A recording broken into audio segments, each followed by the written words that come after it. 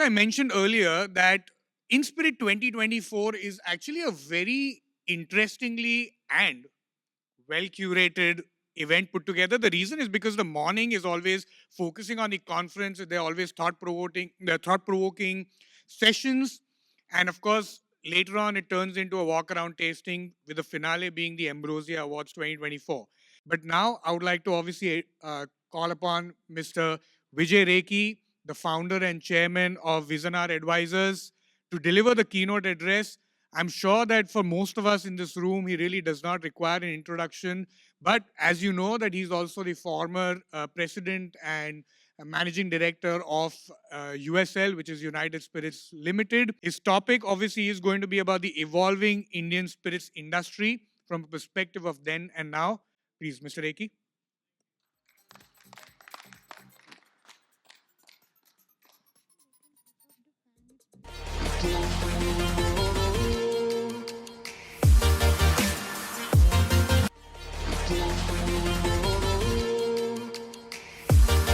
So, good afternoon now, and thank you for kind words, Bhavya. And I'm glad that Mr. Trilok Desai has laid a good ground for my observations about the evolving changes over the last decade and a half. I will further elucidate on those changes which have happened. I am making this presentation as the founder and chairman of Vizanar, which is a specialized advisory offering unique services to the Alcobev industry. I would say unique because till the time I was at the helm of affairs, I did not come across any advisory at that time which will give a broad spectrum of advice. There were functional advisors, yes, but there was no broad spectrum advisory, which is what my company represents. We keep on talking from time to time with regard to various changes which are taking place in the industry. I would be talking not only of spirits, I'll be alluding to beverage alcohol here and there, and that only makes it broad-based and therefore more relevant. I hope this overview of trends and changes in the spirits and related domain will be found interesting.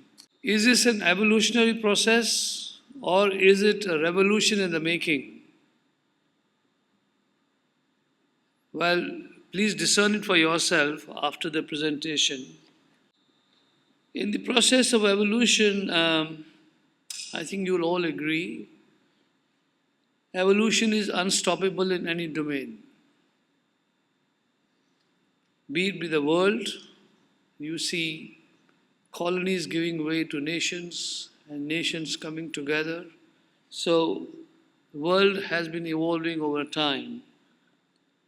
In any country like ours, for example, evolution has been taking place ever since we got independence in 1947, and our government, rightly so, is now talking of 3 trillion, 5 trillion is the past, 3 trillion, and be the third largest economy in the world. Coming from where we were in 1947 when we got independence to where we are going to be and where we are is a process of evolution. Every city evolves. Delhi, my city of education, is ever evolving. I mean, Gurgaon may be a city, but it's contiguous to Delhi. There's no difference between the two. So cities are evolving, countries are evolving, industries are evolving, and they are no exception. And within the industry, product categories are evolving. So evolution or revolution, as you might like to call it, is an ongoing process. I will capture what has happened in the last decade and a half, the trends which have uh, emerged. And I think I've been able to capture 9 or 10 trends. And let's see whether they are evolutionary within the country or they have migrated from outside of the country, which is a good thing as well, because we must keep on integrating ourselves increasingly with the world outside of the Indian borders. The first one, the first one may surprise some of us here, is India, which is a dominant whiskey market, 60 to 65%. Is it moving beyond whiskies now? Is it a start, or are we somewhere midway through to this process? You can discern for yourself, you can think about it yourself. Microbreweries are coming up, popping up, starting with Bangalore, which was the fountainhead of microbreweries. There are, I'm told, is reported, more than 800 microbreweries in the country. And Shobhan Roy, you should be happy to know this trend is not stopping any day. It is just going to keep on going. Ready to drink cocktails. Well, one had to go to the barman to get that, but now you can buy it off a can or a bottle. And that is emerging very strongly. And I'm pleased to report that even whiskies are being mixed with various flavors, be it cola or whatever else, available in cans, ready to drink. No need for dilution in the bar or at your home. Hard seltzers, which was just emerging strongly, of course, in the US, has migrated into our borders, with the Balaji Group, where I'm associated, being the first ones to bring it here under the brand name of Pursue. So, hard seltzers, RTDs, microbreweries, are they pushing whiskies? Well, time will tell. But within the spirits category, craft gin, my God, every month we hear one or the other state, or one of the industry leaders coming out with, is it a hobby or is it going to be economically viable? Time will tell again, but craft gins are here to stay. And I think, Jason, this cue was picked up from the UK, which revived gins, and gins are very relevant within the UK as well. So some common thinking between the Brits and the Indians still remains. Aged rums, I'm seeing a lot of mature and aged rums coming up. So that's yet another trend which is very, very relevant going forward, because some people just love rums. Old Monk is a testimony to the rum category. You be in India anywhere, first call, even though it might not outsell its competitors, and McDowell's, when I was heading, was outselling Old Monk 3 times its volume at that time. But yes, Old Monk remains iconic. And I believe lately they have been doing very well. They've introduced Old Monk and coffee, or something like that, which I would love to taste. Maybe Raju can make it available to me one of these days. And the Yanks are not behind. Bourbon was trying very hard, did not go anywhere, but it's not going to vanish. And the Canadians, notwithstanding the political storm we are having here and there with them, will bring back their rye whiskies. So yeah, within the spirits domain, the whiskies of various kind, the spirits of various kind are emerging. Is it pushing the whiskey domain dominance? I don't know. You please discern it for yourself. But coming to wine next, wine was a stepchild within the Alcobev industry at one time. Lona in Indage, if people will remember, and then came Sula. And then, of course, there was inundation of various companies. USL invested in my time a pot full of money, putting up a brand new brewery in the heart of grape land of India, in the Nashik district. And others followed as well. A lot of wineries came up. And within the wine category, now we see carbonated wines in cans, and canned wines is there. Wine RTDs are there. So is whiskey being pushed again by the wine category? Coming to yet another very strong presence shown of the beer, which gives joy to many in the afternoon and or other times, particularly when it's cool summer day or hot summer day, by the beach or off the beach. It's always relevant. Craft beer within that is very relevant. The mainline beers are relevant, but of course the craft beer, I've heard, not tried, of hemp beer, which is also very relevant now, or would be relevant, and ready to drinks which are brewing process based. So there you are. Is whiskey being our whiskey is being pushed by all of these emerging trends? The second one would not surprise you, should not surprise you. Continuous innovation, relentless innovation in our industry, and we are not far behind in global trends. In the product domain, single malts, like Trilok pointed out, have really become very, very relevant. I recently saw pure malts also being launched by one of the companies from the north. During my time, pure malt was firmed up as a concept but could not be launched, at least till I was there.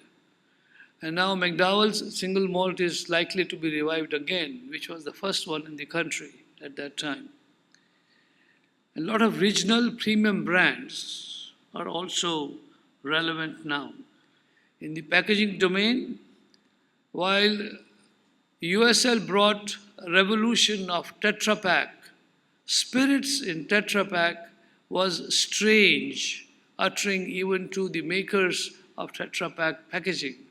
So they took me to Denmark, they did testing, they found that the internal substrate could sustain the alcohol beverage. There was no deterioration or alteration of the taste. And it took certain states, markets by storm. And I think the storm is likely to happen with hipsters now, which earlier used to be in stainless steel, but now in PET substrate, they are making their presence felt in some of the states. And various companies are lapping up that trend which is emerging. And cans, of course. We talked about mixes and spirits coming up in cans. At one time, I can share with you, we used to be very apprehensive. Can India absorb the production volumes of a mechanized canning unit? And the answer was no, people would shy away, till such time that a Polish company, I think, put up their money on the table first and started, and then, of course, I think they're still imported from Dubai mostly, but Be it as it may, cans are very relevant in our country. Canned beers have not been left behind. At one time, the recycled bottles, I think the life of a bottle was 6 or 8 times between the market and the brewing units. But now, of course, one-time use cans have become very, very important. And of course, with that, it gives leverage to the brewing companies in putting up a 500 ml, which was not seen as much before. So yeah, canned beers are very relevant. And I wouldn't be surprised, even though I've been hearing it for over a decade, that the beers are going to be packed sooner than later in paper bottles. One of the companies, if I'm not wrong, is it Heineken, been trying for the longest while, and maybe Jason will have a better idea to share there. Is it going to become a reality soon? I don't know. But we hear that it's emerging, only time will tell. The third one, the third evolutionary trend, is the demographics and the category trends. Affluent urbanites in our country having lots and lots of disposable income, they are wanting everything premium. So the war cry within our industry of premiumization, having started, if Suresh Menon is here, yes. Within USL, we used to talk of premiumization, and what percentage it represents to what everybody is talking today outside of USL. And USL is again repeating that again and again. Radico, John, ADV, everybody is talking of premiumization, and why not? Because the consumers are lapping up premium products, and it gives better margins to the companies propagating these products. New consumers are coming in, and Jason, I'll not be wrong if I say a nation of the size of United Kingdom, 22 to 25 million consumers coming in the industry. Maybe they are not as intense in drinking habits as yet, like the UK guys are, standing outside the bars and imbibing beer by the dozen, or the spirits by the pegs. But yes, 20 to 25 million young men, thanks to the population base we have, are coming into the drinking age. And that, I will conclude this presentation later, is an opportunity which nobody should miss. And then, of course, we have alluded to the Scotch phenomena, and the Scottish are laughing to the bank because the Indians are becoming very relevant. The prices of Scotch liquid have already gone up in anticipation or because of the franchise of Scotch, not only in India, but very much because of India and other countries. The blended Scotch revolution is about to overtake this country.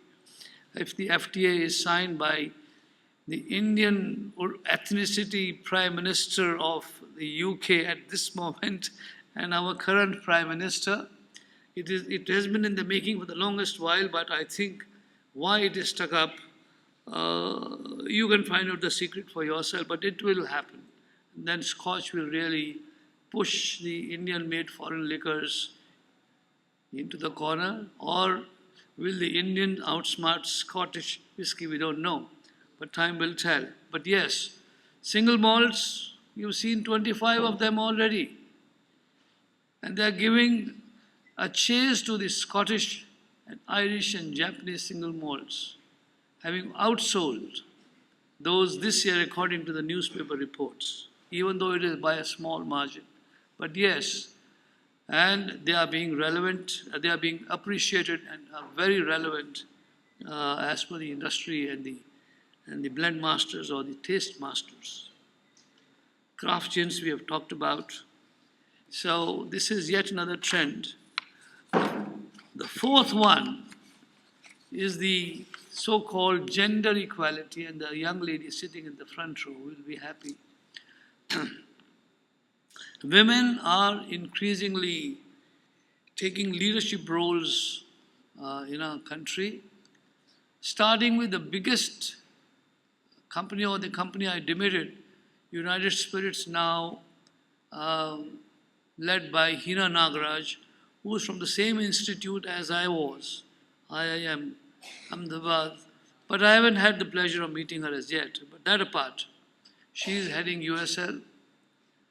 Roshni Jaiswal took over Jagatjeet's. So there you are, another relevant lady in the industry. And I hear Poonam Chandel, a youngster at one time, having come up age and now heading a company, even though it's a startup.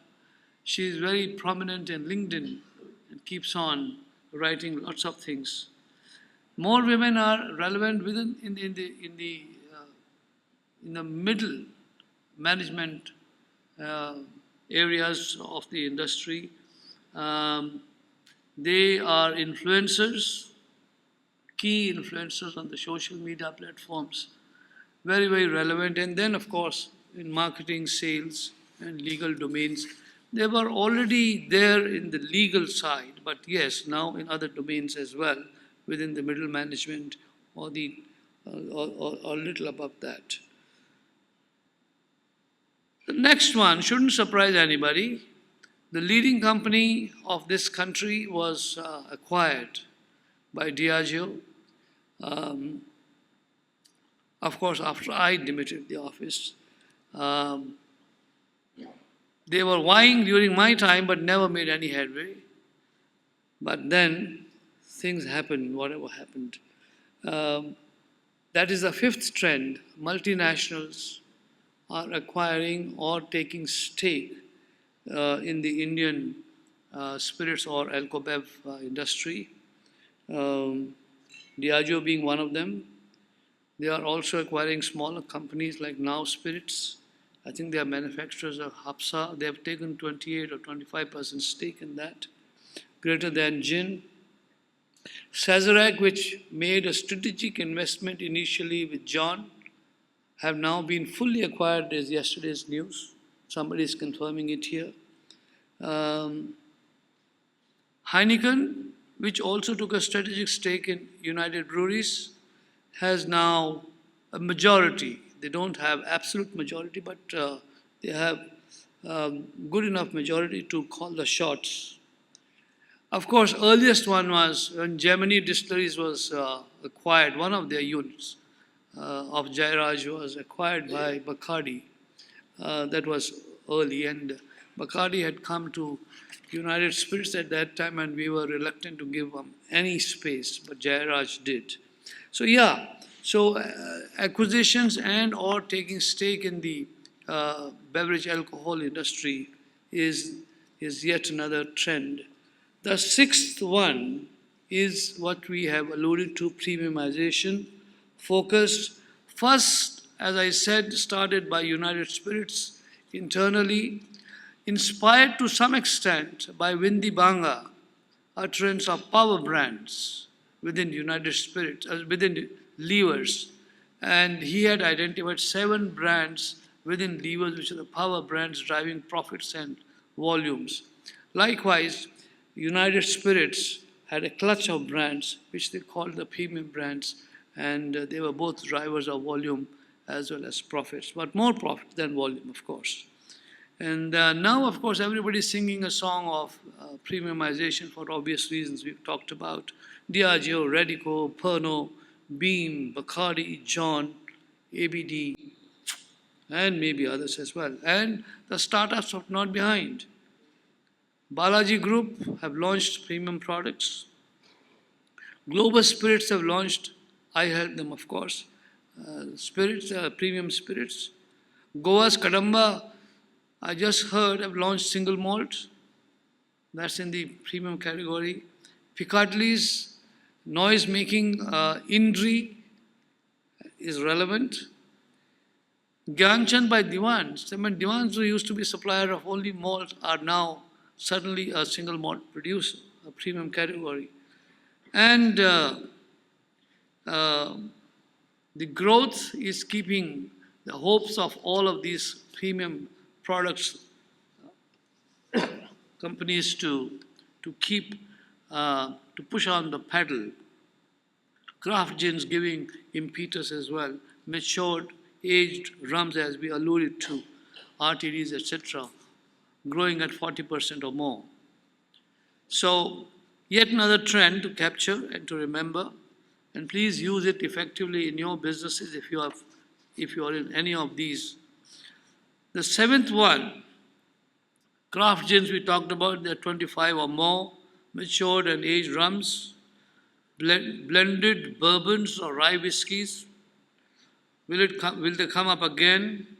Hard seltzers we've talked about, pre-mixed cocktails, whiskeys and vodka-based spirits, non-alcoholic distilled spirits, shall we call them spirits?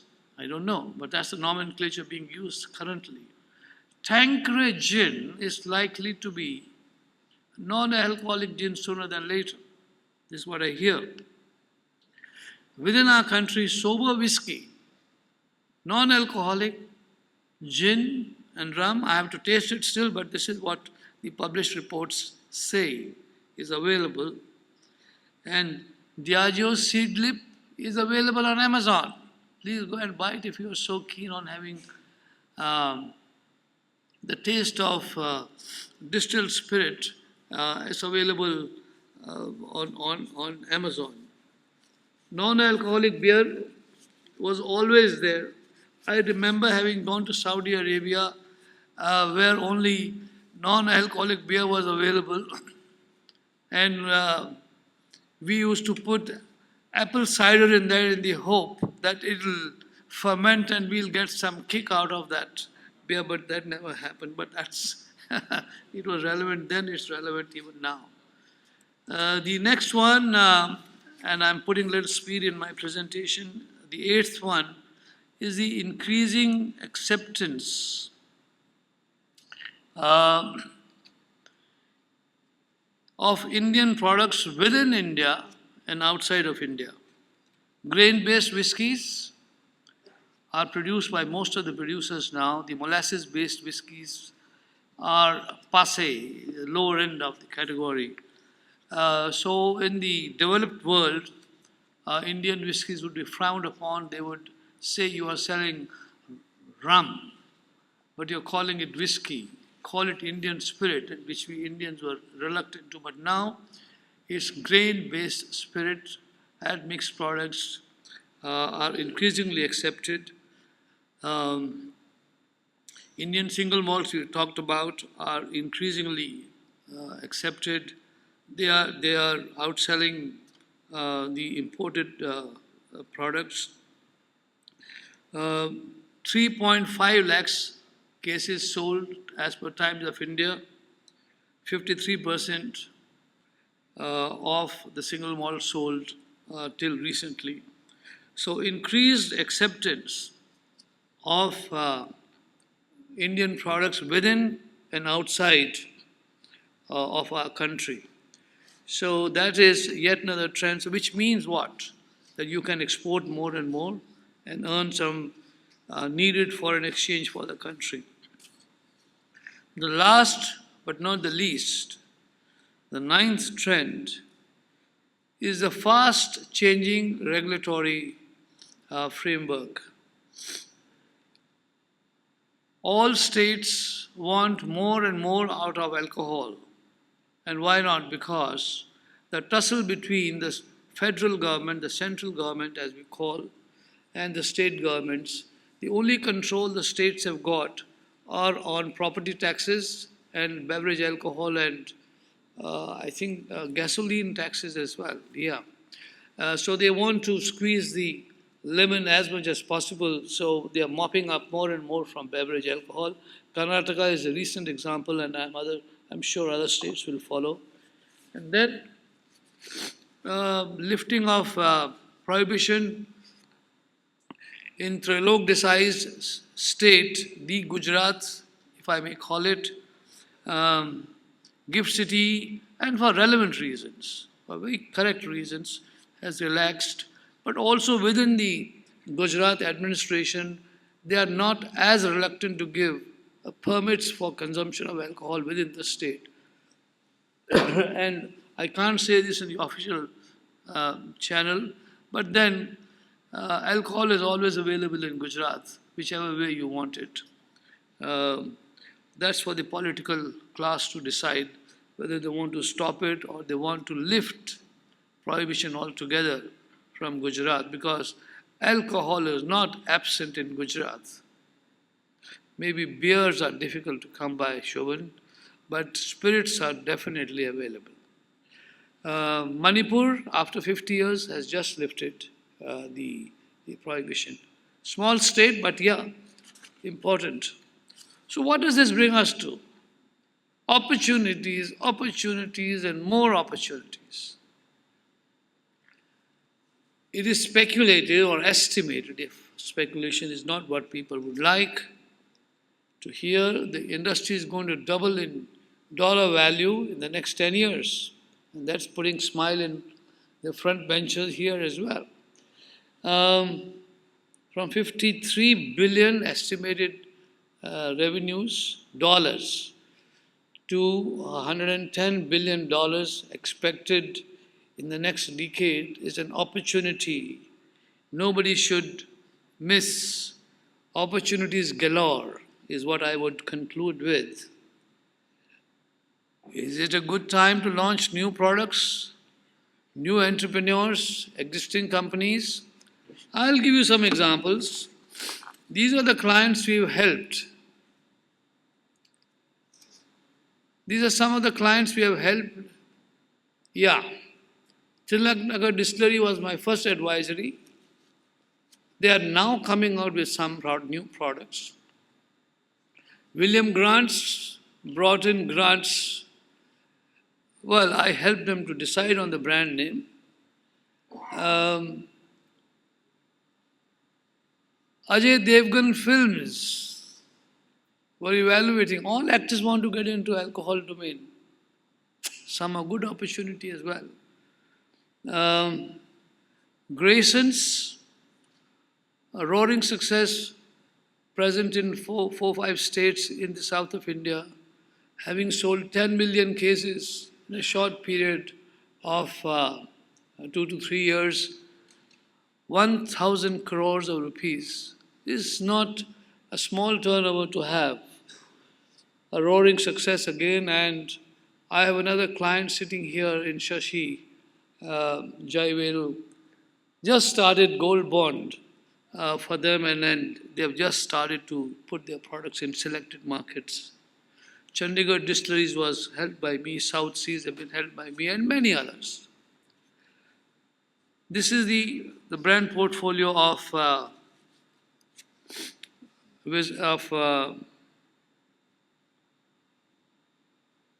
next please, next slide, yeah, of Grayson's. Some of the brands created, I created 22 brands for them. Some of them are being illustrated just for your being delighted and evaluating whether you want to come in to this domain and to Vizanar for advice. Next one, please. This is what was done for Globus, and they are very happy. I just met Ajay Sarup yesterday, and he was saying, we are on the right track, and we think you gave us a good start. And that's a good testimony from an entrepreneur. And, Cuba, QUBA rum, has just been launched by them. And Shashi, you'll be happy to see your products being put up there as well. These have just started to make headway in certain states in the south of India, but soon to roll out in other parts. So on this happy note, I would like to say cheers.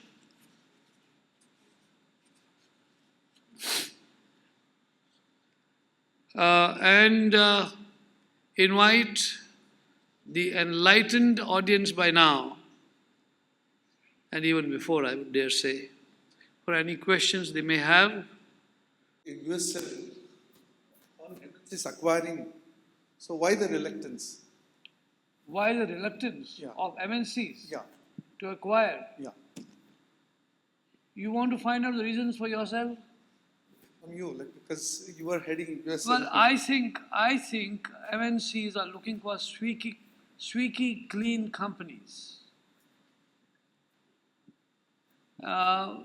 This is one of their very strong reasons to acquire or not to acquire. And if they acquire, they would like to clean up the stables.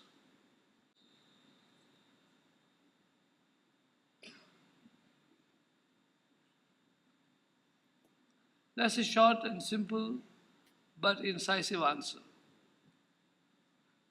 Yes, sir. But I did not say they are reluctant to. Maybe they are delayed, they are late.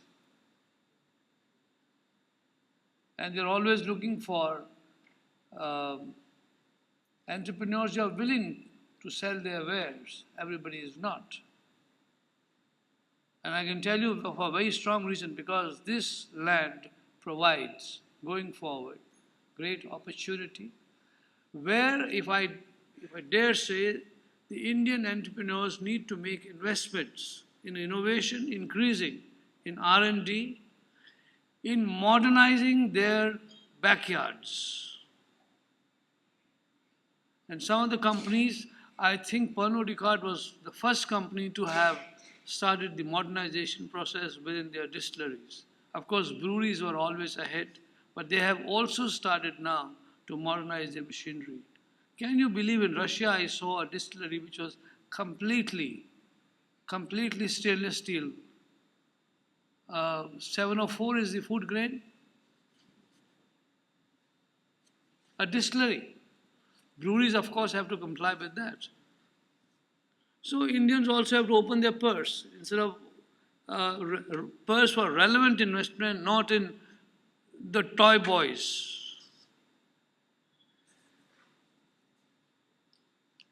Ladies and gentlemen, if there are any more questions, please raise your hand. Okay, we have a couple of questions over there. Yeah, Rauji, the mic has come to you already. Raju sir, yes sir.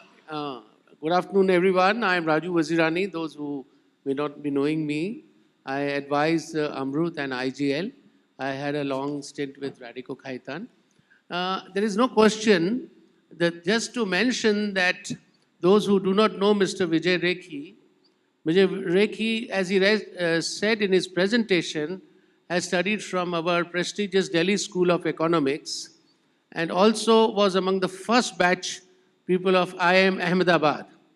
He is very modest, and most importantly, he has spent a number of years in CIBC leadership of the industry.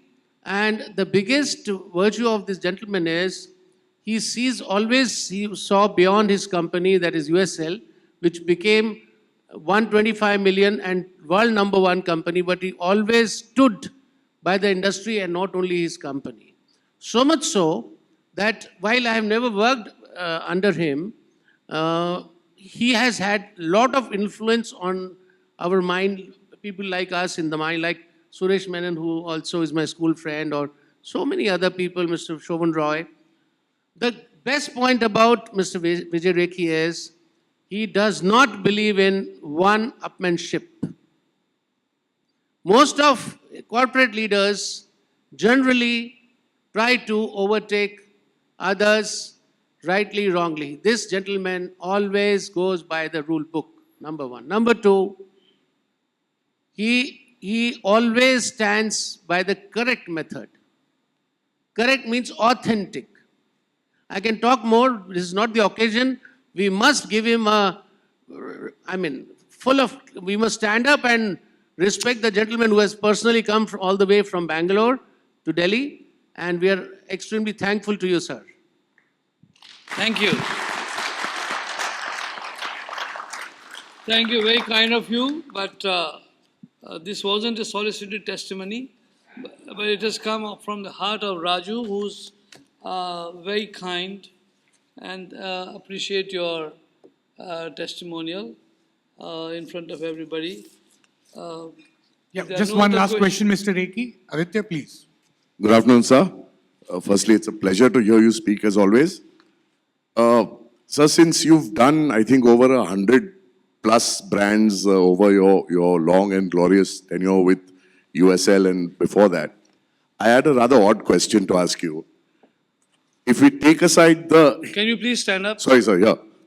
If we move aside the brands you haven't done, hi, sir. Yeah. So if we take aside the brands that have not had your mentorship or guidance and look at the current lot of all the new gins and rums and whiskeys and whatever have you, including the single malts, I'd like your personal top three. What, in your opinion, from brands not done by Vizanar or USL, are your top three?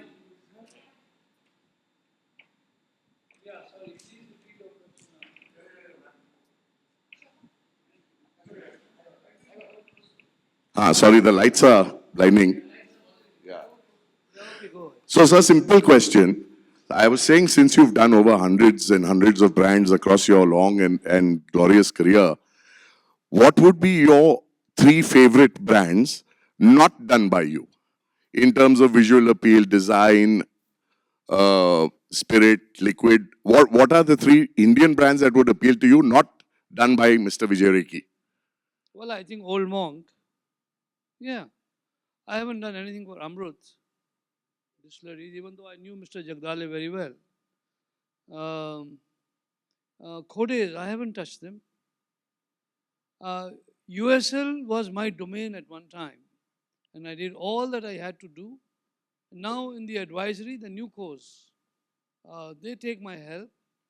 I'm waiting for others to come up to me if they so wish to. I'm available. I don't bring any commonality between different clients. I try to develop Chinese walls if it's possible, or if there are any Chinese walls, there may be. Yeah, I'd love to, but Mr. Patwardhan, thank you. It was pleasure to work with you when you were in control of a certain segment of packaging industry. You are still very relevant, in my opinion, in certain parts. But it's good to see you relaxed as compared to what you were stressed all the time before. Thank you, sir. You're playing a lot more golf, I suppose, these days. Thank you, sir. No, we just wanted your personal opinion, sir. Amongst the brands on the shelves. Well, listen, that may be a biased answer, but yeah, there's a lot of room for improvement all round. Well And said, sir. this is not a selfish question. This is in pursuit of improvement. I have seen many companies. Let's say Colgate toothpaste in this country. Okay, you see Coca-Cola, which is now over 150 years old brand. It is evolving as well, though reluctantly over the years. The bottle hasn't changed. They haven't changed the bottle even now. I saw the documentary on Netflix. No bottle change, but yeah, you cannot escape the change. They are in cans, they are in PET bottles. The glass bottle is very relevant for imagery purposes. Okay? Coke is changing. You see levers in our country.